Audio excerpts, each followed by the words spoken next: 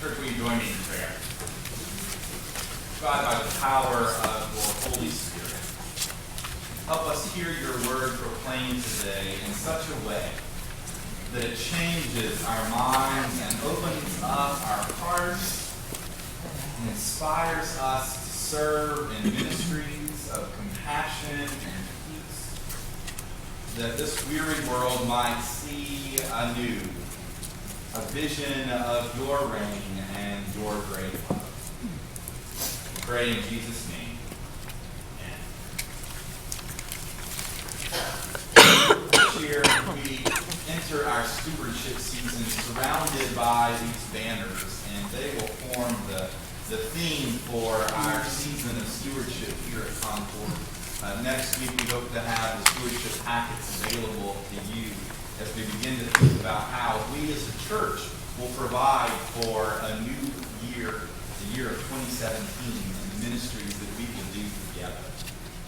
Our theme will be surrounded by so great a cloud of witnesses, and as we've already begun, we'll be working our way through the 11th and 12th chapters of Hebrews, hearing those stories of faith and faithfulness from those Old Testament heroes that led to Jesus, the pioneer and perfecter of our own faith.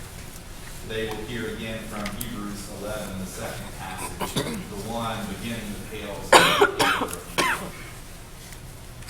Now faith is the assurance of things hoped for, the conviction of things not seen. Indeed, by faith our ancestors received approval. By faith Abraham obeyed when he was called to set out for a place that he was to receive as an inheritance. And he set out not knowing where he was going. By faith he stayed for a time in the land he'd been promised as a foreign land, living in tents, as did Isaac and Jacob, who were heirs with him of that same promise. For he looked forward to the city that has foundations, whose architect and builder is God. By faith he received the power of procreation, even though he was too old and Sarah had been barren, because he considered him faithful who had promised.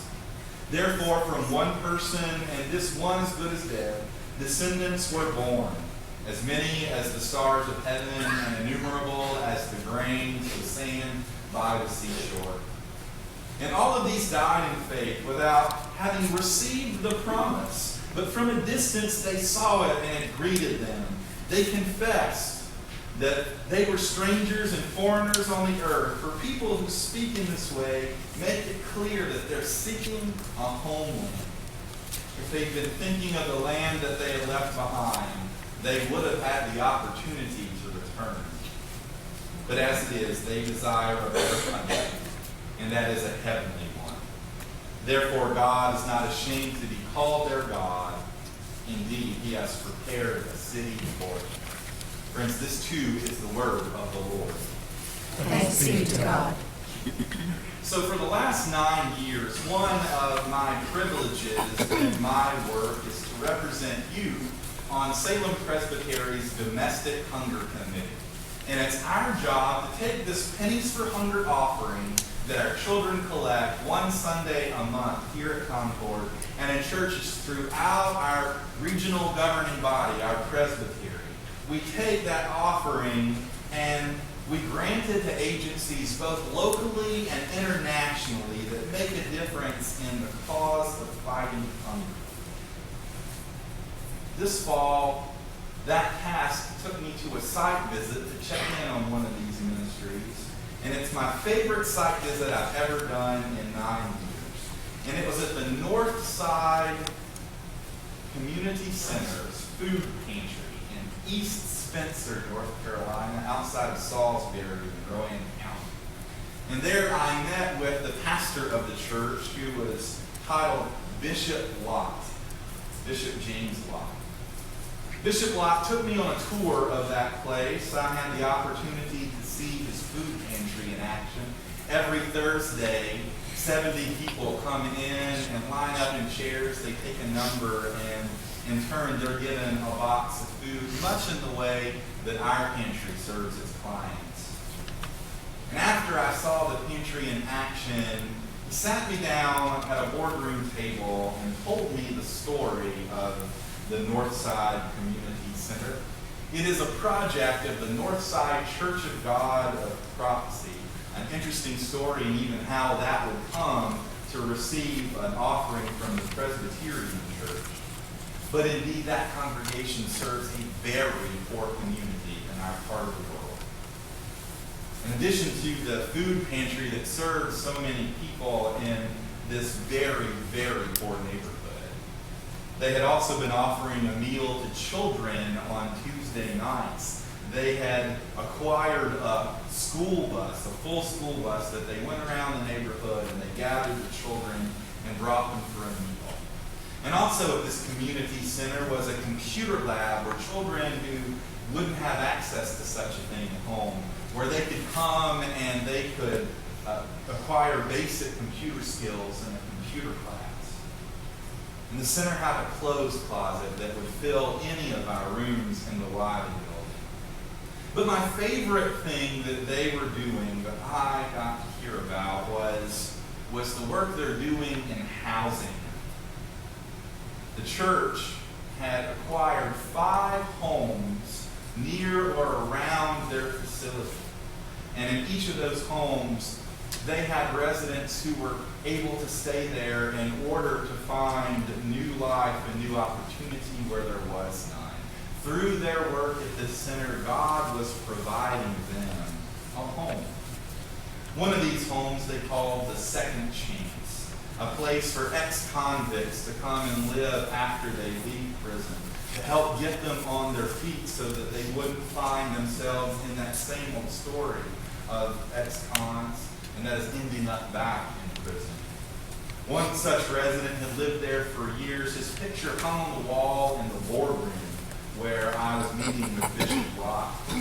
And Bishop Lott told me about this fellow who had been a long-term convict, but when he got out and stayed in that house that they called the Second Chance, he began to work some around the church fixing up things, and before you know it, he was the church's resident handyman. So much of what they had built had been built at his hands. He was a part of the foundation of that place. Bishop Lott told me that when this fellow developed cancer, that he often would drive him to his appointments, both to Presbyterian Hospital in Charlotte and Baptist. Bishop Lott told me about another resident in those homes who suffers from schizophrenia. This man could not make it on his own, but the community center helped him any way they could. And when he met you, Bishop Lott told me, this man would ask you your name and your birthday. And even though he couldn't make much sense out of life, he'd never forget either one. And so many people received a birthday card on their birthday from this man. It became his ministry to that center and to that community. Bishop Lott himself had quite the story to tell. He pastored that church for 40 years. He and his wife had the vision for this community center, and they worked tirelessly to build it. And they found a way to fill it with freezers for food, and they found a way to get that bus, and they found a way to acquire those homes. And the story that he told me had this recurring theme. Each and every time, the church there at Northside stepped out in faith to make those ministries happen. It acted when they had almost nothing to go on. And yet somehow God kept providing a way to make that ministry they wanted to do happen in their community.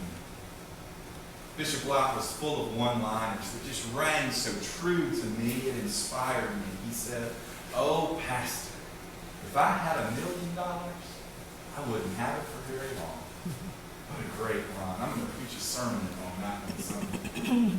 And he said, when we have a need, God always shows up on time. Friends, I'm preaching a sermon on that one today. When he said that, there was no doubt whatsoever in his words that he believed it to his core.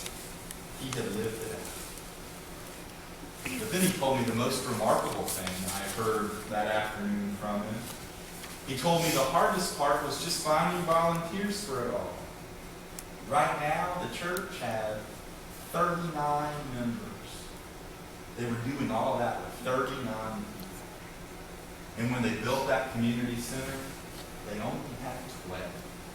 Only 12 people and their leader and a vision and determination to be faithful to God and follow in what God was calling them to do. Church, I don't know if you're as inspired by Bishop Lott as I was. Trust me, it was inspiring to see it all in action. But when I thought about who I wanted to pair with Abraham in my sermon today, as I'm doing throughout these stewardship sermons, Bishop Lott just stuck out to me.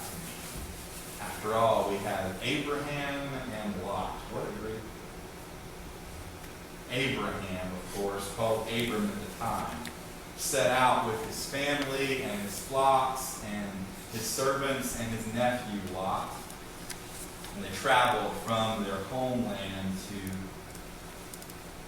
traveled 1,000 miles to this land called Canaan. And it wasn't very long before Abraham and Lott and the others found out why it was called Canaan, and that's because it was full of Canaanites. He thought he was going to this land perhaps ripe for the taking, that proverbial land of milk and honey that God would promise his descendants. And instead, Abram and his family arrived there, and they're living like strangers, foreigners, outsiders, in a land they had been promised.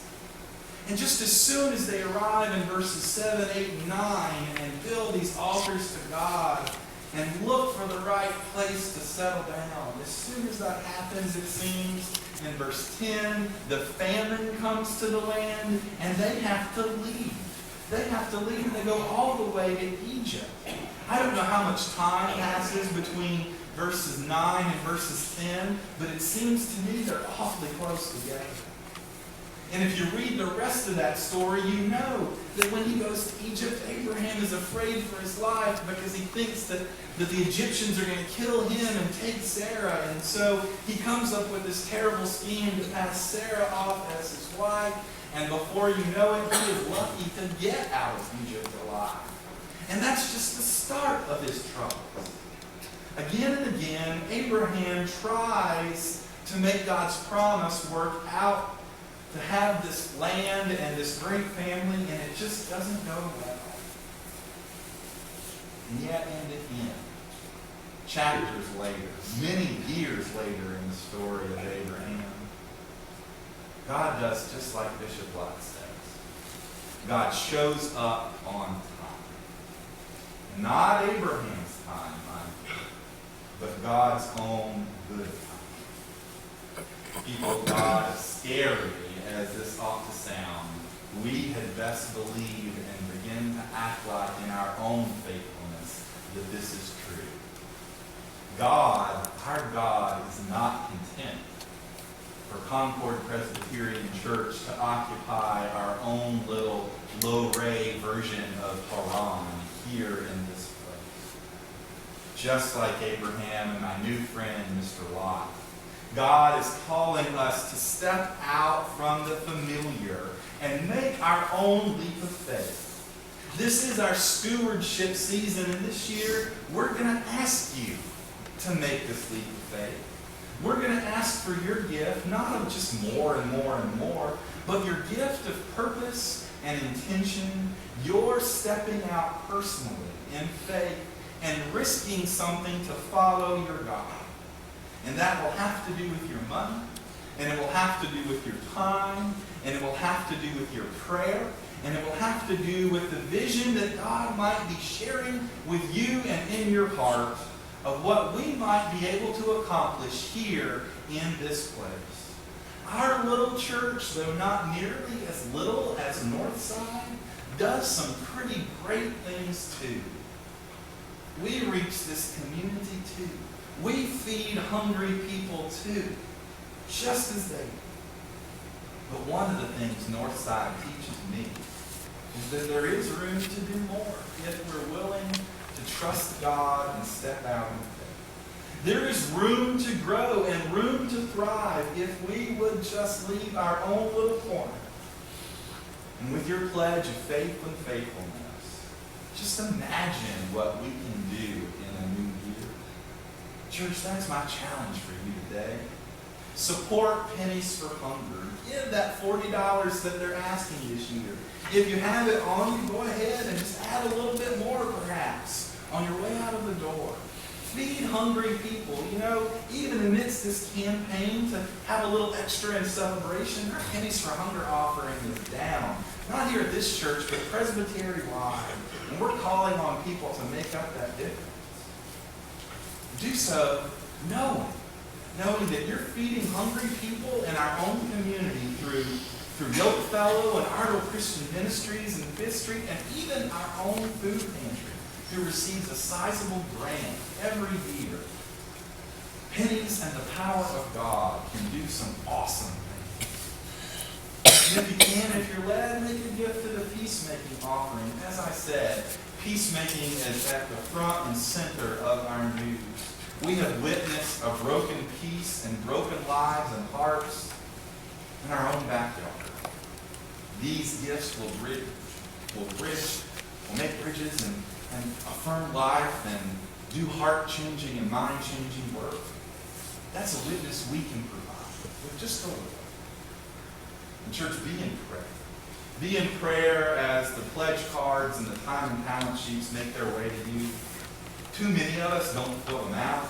Too many of us don't make a commitment and go all in with what we can do for and with this congregation. God is not asking us on these cards and pledge sheets to move across the world, to live in a foreign land, to fight poverty tooth and nail with next to nothing. But make no mistake, God is calling this church to do something. God, I believe with my whole heart, has made a great people out of us already and a mighty church family. God does not stop calling us. God does not stop seeking new ways to reach out and serve the community and make a difference in the world. And so my prayer for us today is that we would be willing to answer that call. Friends, God will show up on time for us and with us to do that. The only question to ask ourselves today is, will we show up on God's time and continue to build the foundation of this community, this family? If we are willing, let us say as well.